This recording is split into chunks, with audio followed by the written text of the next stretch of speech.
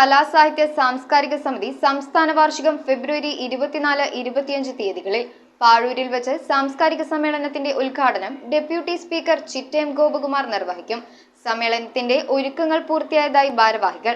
Kerala vision എന്നും ജനങ്ങളോടൊപ്പം. സ്നേഹവീട് കേരള കലാസാഹിത്യ സാംസ്കാരിക സമിതിയുടെ 13ാമത് സംസ്ഥാന വാർഷികമാണ് പിറവം പാഴൂരിൽ വെച്ച് ഫെബ്രുവരി 24-25 തീയതികളിലായി നടക്കുന്നത്. സാംസ്കാരിക സമ്മേളനത്തിന്റെ ഉദ്ഘാടനം ഡെപ്യൂട്ടി സ്പീക്കർ ചിറ്റയം ഗോപകുമാർ നിർവഹിക്കും. സാംസ്കാരിക സമിതി ദേശീയ പ്രസിഡന്റ് ഡാർവിൻ പിറവത്തിന്റെ അധ്യക്ഷതയിൽ ഡോക്ടർ ഗീവർഗീസ് കൂറിലോസ് മെത്രാപ്പൊലിത്ത മുഖ്യാതിഥിയായിരിക്കും. ഫെബ്രുവരി 25 നടക്കുന്ന സമാപന സമ്മേളനത്തിന്റെ ഉദ്ഘാടനം അഡ്വക്കേറ്റ് അനൂപ് ജേക്കബ് MLA നിർവഹിക്കുമെന്ന് ഭാരവാഹികളായ ഡാർവിൻ പിറവം, KK ദേവൻ, സുജാത ബാബു, ശ്രീകുട്ടൻ തൊടുപുഴ എന്നിവർ അറിയിച്ചു.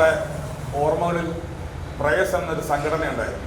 ഇന്ന് വള്ളംകളി ഉൾപ്പെടെ അത്തച്ചമയ സാംസ്കാരിക സമ്മേളനം വരെ കൊണ്ടുവെത്തിച്ച് ഇന്ന് മുനിസിപ്പൽ പരിപാടിയാക്കി മാറ്റിയ ആ സംഘടനയുടെ നായകനായിരുന്ന മിസ്റ്റർ KK വർഗീസ്, അതെൻ്റെ ഫാദറായിരുന്നു.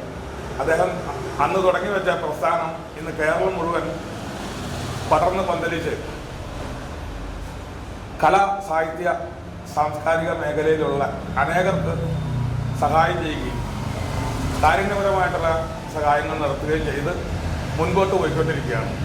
ഓരോ വർഷവും വരുന്ന സംസ്ഥാന സമ്മേളനങ്ങൾ നമ്മൾ സംഘടിപ്പിക്കാറുണ്ട്, പല ദേശങ്ങളായിട്ട് നടത്താറുണ്ട്. ഇപ്രാവശ്യം നമ്മൾ അത് പിറവത്ത് വെച്ചാണ് ആഘോഷിക്കുന്നത്. News bureau I vision Piravam. IT രംഗത്ത് തൊഴിലുറപ്പാക്കാം Kerala vision institute of ടെക്നോളജിയിലൂടെ.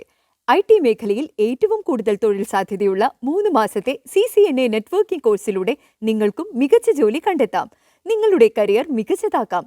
ISP സാങ്കേതിക പരിശീലനവും മികച്ച സാങ്കേതിക വിദഗ്ധരുടെ സേവനവും ആധുനിക സൗകര്യങ്ങളോട് കൂടിയ ലാബുകളും ഹോസ്റ്റൽ സൗകര്യങ്ങളും കഴിവുറ്റ വിദ്യാർത്ഥികൾക്ക് നൽകുന്ന 100% placement Kerala vision institute of ടെക്നോളജിയെ വേറിട്ടതാക്കുന്നു.